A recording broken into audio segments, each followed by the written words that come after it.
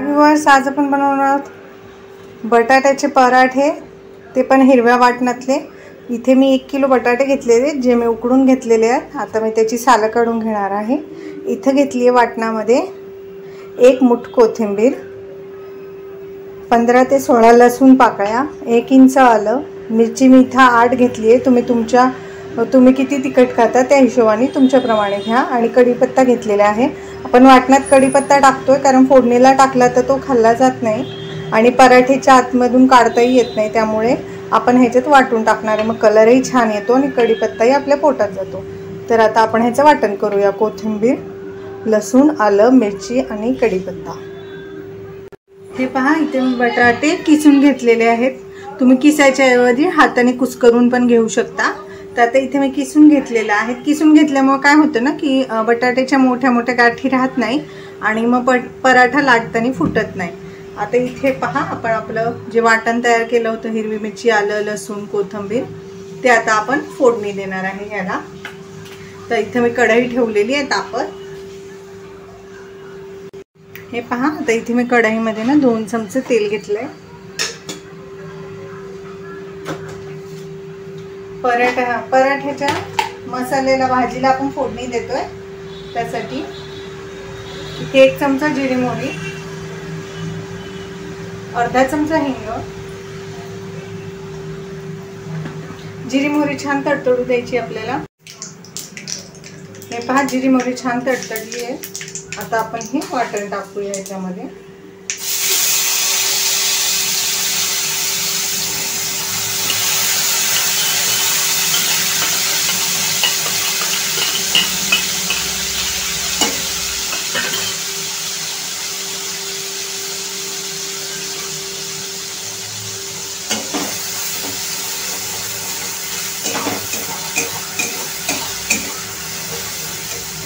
आलं लसणाचा कच्चेपणा जाईपर्यंत आपल्याला हे परतायचं आहे। अर्धा चमचा हळद टाकायची याच्यात।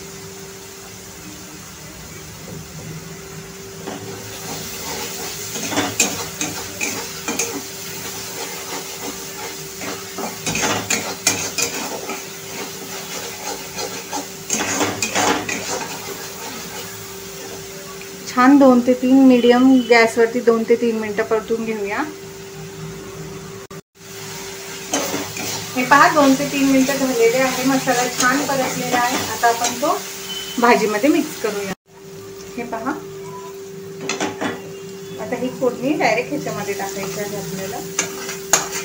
बटाटे आपले उकडलेले, मसाला पण आपण छान असा फ्राय करून घेतलेला आहे। तर भाजी परतायची गरज नाहीये, कारण भाजी परतली तर मग परत ती गार व्हायला, थंड व्हायला पण खूप वेळ लागतो। हे पहा, असे बटाटे इथे टाकून हे संपूर्ण मसाला तेल काढून घ्या।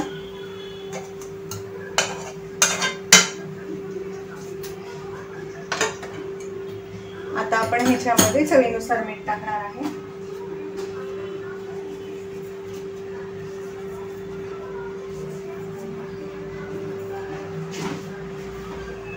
माझ्याकडे इथे माझ्या कुंडीमध्ये लावलेल्या झाडांमध्ये पुदिना आहे, जो मी बारीक चिरून घेतलेला आहे।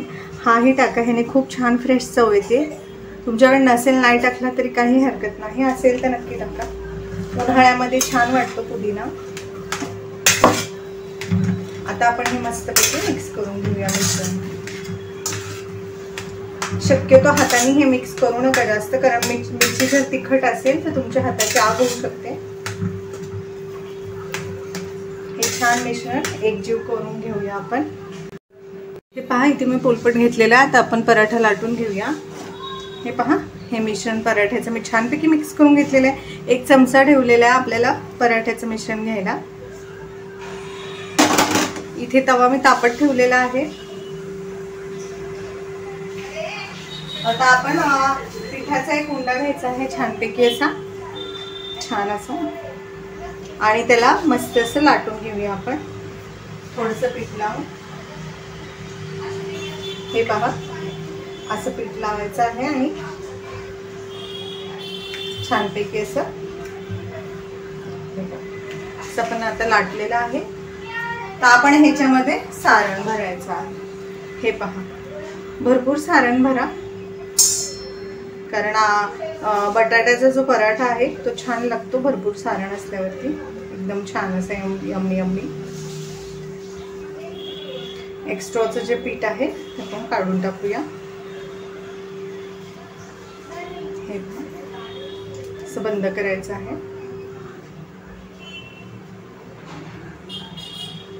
आणि पराठा थोडासा लाटताना फाटला तरी काही हरकत नाही. बऱ्याच वेळा असं होतं, मिश्रण ताजं असलं की फाटतोच.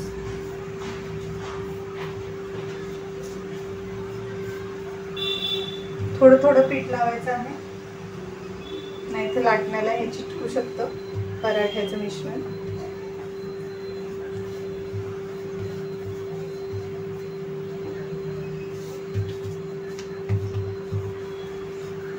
जास्त चपातीसारखा पातळ नसतो पराठा, थोडासा जाडसरच असतो. खूप जाडसरही नका लाटू.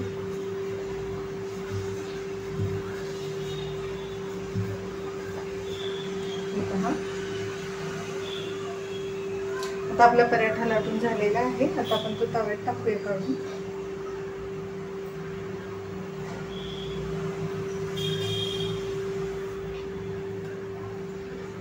कधीही असा उचलायचा आहे पराठा आणि मग टाकायचा आहे 2 हातांनी, नाहीतर मग तो खाली पोळपटाला चिकटून फाटूही शकतो. तर मी तुम्हाला आणखीन एक पराठा करून दाखवते.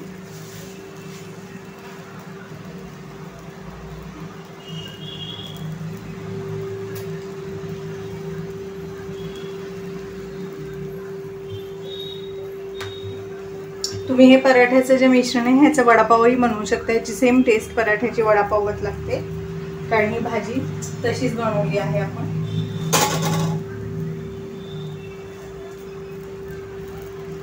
हे पहा,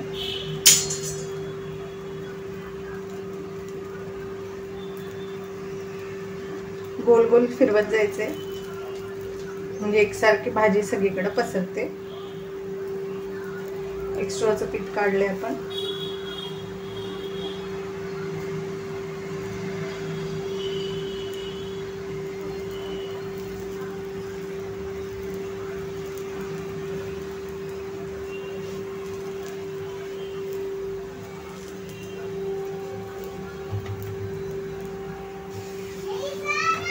हे पहा, आता छान असा पराठा आपण मस्तपैकी असा लाटून घेऊया. गोल गोल फिरवायचा म्हणजे आपल्याला कळेल की खाली चिकटतोय की नाही. हे पहा, अजिबात खाली चिकटलेलं नाही, छान गोल असा फिरतो आहे आपला पराठा. तर आता आपण पहिले तव्यातला पराठा भाजून घेऊया. हे पहा, आपण पराठा टाकला होता ना तव्यात, तर आता आपण तो पलटून घेऊया.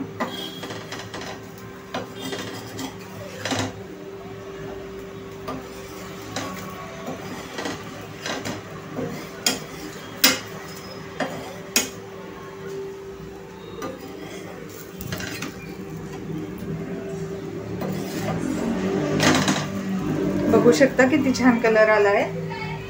तर आता आपण, तुम्हाला तेल तूप बटर जे पण लावायचं ते तुम्ही लावू शकता. मी इथं तेल लावते.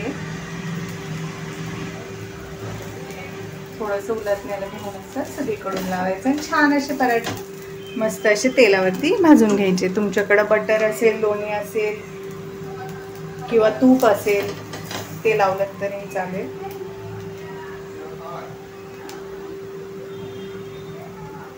सगळीकडून व्यवस्थित भाजून घ्या पराठा.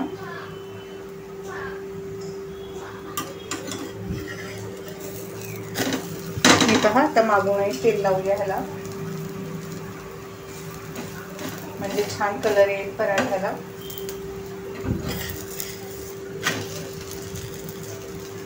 तुम्ही बघू शकता पराठ्यामध्ये पूर्ण काठोकाठ असं सारण भरलेलं आहे. अजिबात पराठा कुठेच सारण नाही असं नाही आहे. आणि मुलांना हे पौष्टिक पण आहे. तुम्ही जेव्हा बटाटे किसता तेव्हा तुम्ही ह्याच्यात गाजर पण टाकू शकता. स्वीट कॉर्न असतील तर ते वाटून टाकू शकता.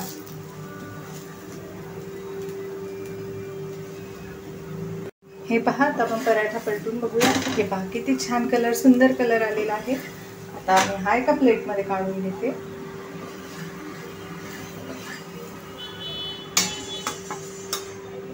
हे पहा, बघू शकता तुम्ही। आता आपण जो दुसरा पराठा लाटलाय तोही टाकून घेऊया तव्यामध्ये।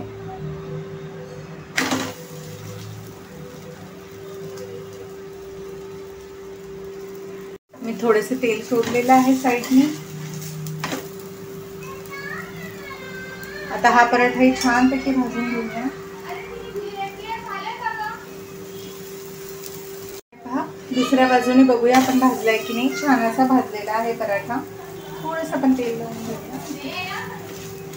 छान असा खमंग भाजला ना की पराठ्याची टेस्ट आणखीन वाढते। तुम्ही हे दही, केचप, लोणचं कशासोबतही खाऊ शकता। आता आपण हे पलटून घेऊया परत एकदा। हे पहा, छान असा पराठा आपला खमंग भाजलेला आहे। आता तो आपण काढून घेऊया प्लेटमध्ये। बघू शकता तुम्ही। हे पहा, आता हे मी तुम्हाला सर्व करून दाखवते। हे पहा, आपले छान असे यम्मी यम्मी असे आलू पराठा तयार आहे। किती छान दिसतोय तो, मी तुम्हाला जवळून दाखवते। दिसतो ना छान छान, यम्मी यम्मी, टेस्टी टेस्टी। इथे मी केचप आणि लोणचं ठेवलेलं आहे। हा केचप बरोबर पण छान लागतो आणि लोणच्या बरोबर पण। तुम्ही दही सोबत सुद्धा खाऊ शकता, चटणी सोबत, तुम्हाला जे आवडेल त्याच्यासोबत खाऊ शकता। मी बनवलेली पराठ्याची रेसिपी तुम्हाला कशी वाटली ते कमेंटमध्ये नक्की सांगा। रेसिपी आवडल्यास चॅनल लाईक करा, सबस्क्राईब करा।